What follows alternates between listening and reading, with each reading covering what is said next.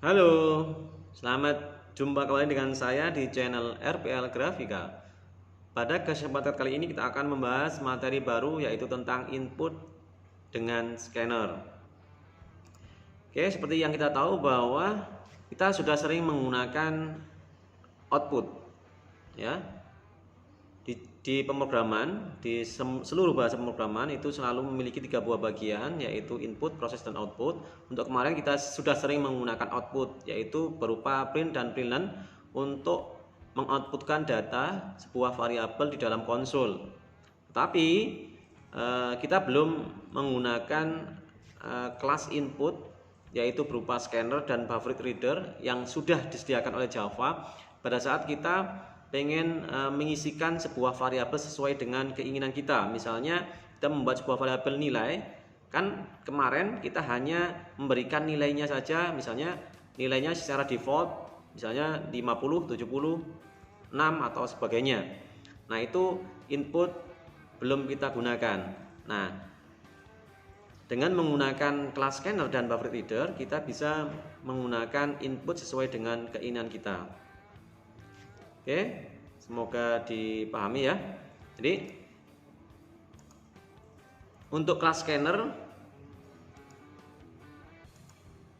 itu berada di package java.util, yang mana di package java.util itu terdapat berbagai macam kelas. Nah, untuk kelas scanner sendiri itu khusus digunakan untuk inputan dari keyboard.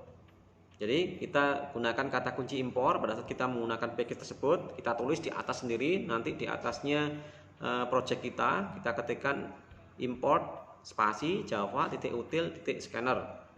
Oke, itu cara menggunakan kelas scanner di Java. Kemudian untuk membuatnya menjadi sebuah objek, karena kelas itu nggak akan bisa kita gunakan secara langsung, kita harus membuat objek dari kelas itu dengan cara kita ketikkan scanner, kemudian nama objeknya apa, misalnya kita gunakan kata kunci keyboard, kemudian kita tuliskan sama dengan new, kemudian scanner lagi dalam kurung sistem in, tutup kurung, titik koma. Nah, itu cara untuk membuat scanner, atau istilahnya instansiasi objek atau inisialisasi objek. Kita namakan objek kita dengan nama keyboard di sini dengan menggunakan kata kunci new. Kemudian cara menggunakannya kita bisa menggunakan nama variabel, kita tentukan dulu, kemudian sama dengan, kemudian objek yang sudah kita buat dari kelas scanner tadi yaitu keyboard, kemudian titik next line, kemudian kurung buka tutup titik koma. Nah, ini khusus untuk yang pertama, ini adalah untuk tipe datanya string. Seandainya tipe datanya integer, long, dan yang lain berupa angka, itu kita gunakan next integer, next float, next long, dan seterusnya. Oke, itu cara menggunakan scanner. Oke, untuk lebih memahaminya, marilah kita bersama-sama mencobanya langsung di NetBeans.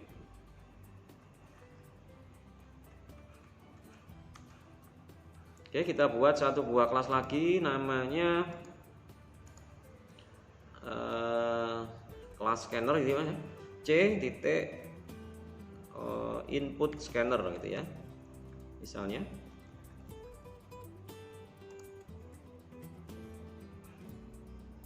Oke, di c input scanner, kemudian kita buat satu buah kelas main.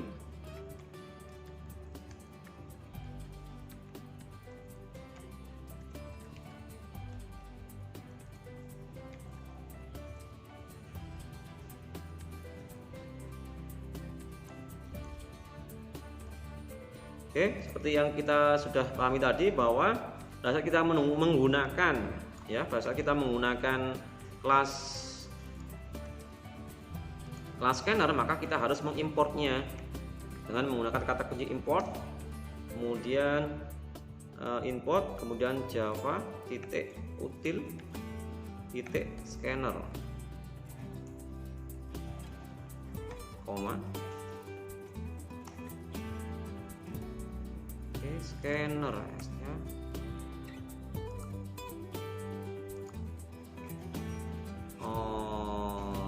Oke, Java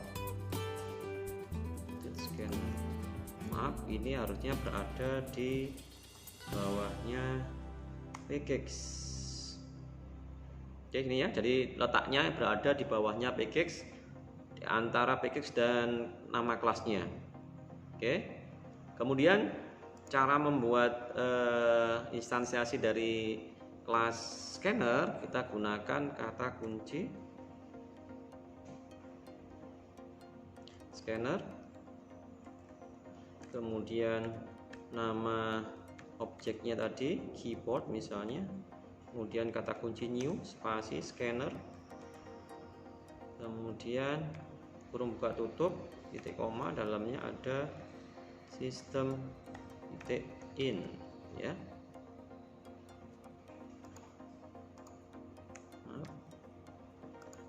Kecil.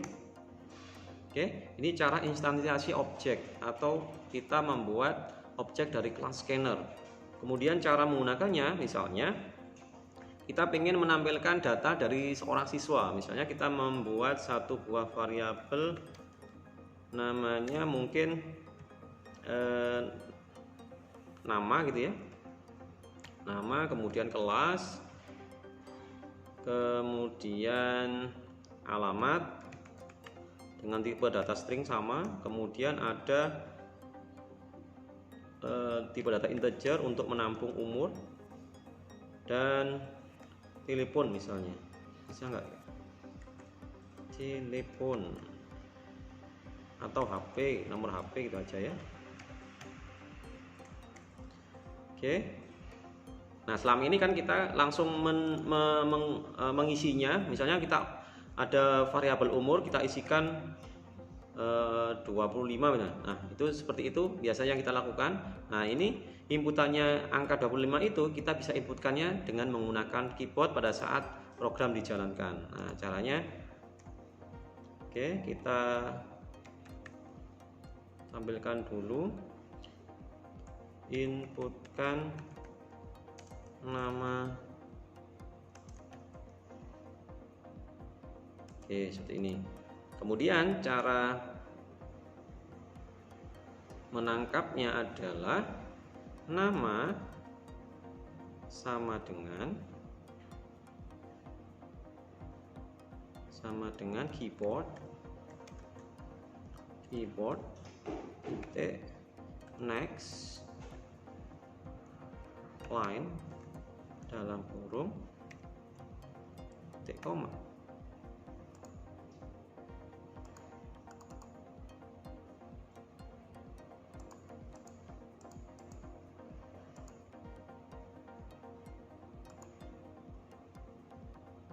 Next line kurung titik koma, betul ya?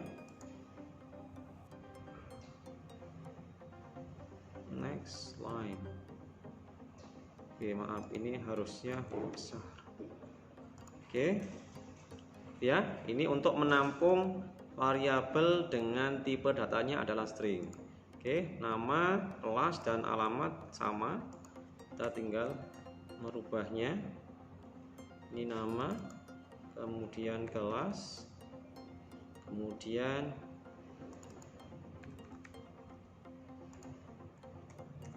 alamat,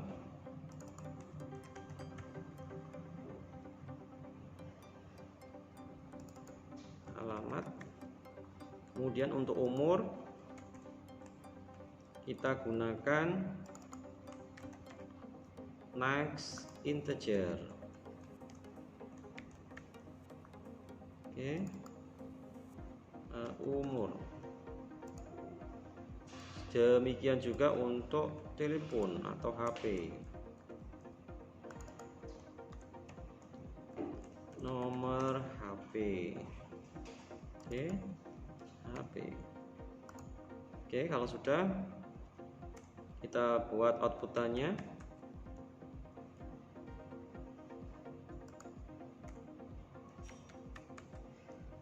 Yang pertama adalah nama. Kita berikan tadi nama, variabelnya adalah nama, kemudian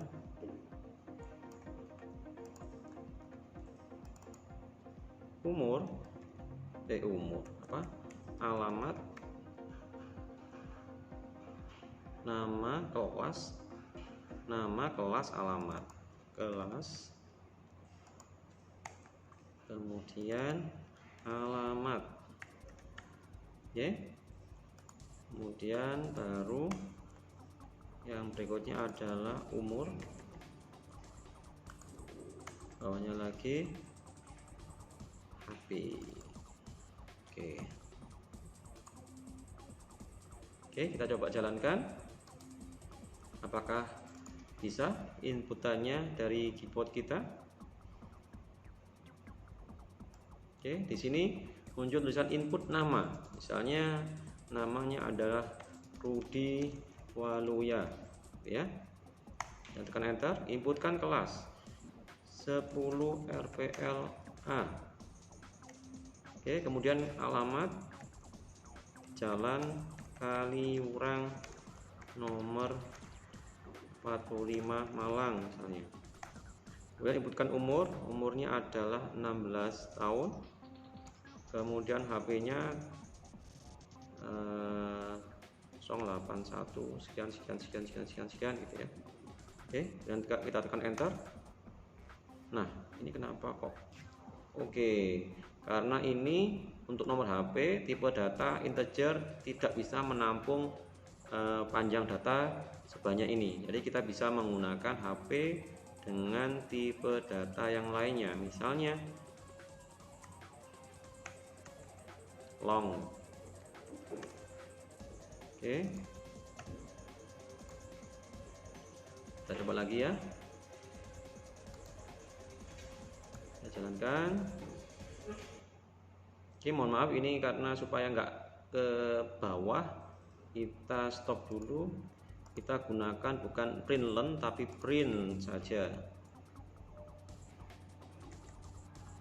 Oke, supaya kursornya nggak ke bawah.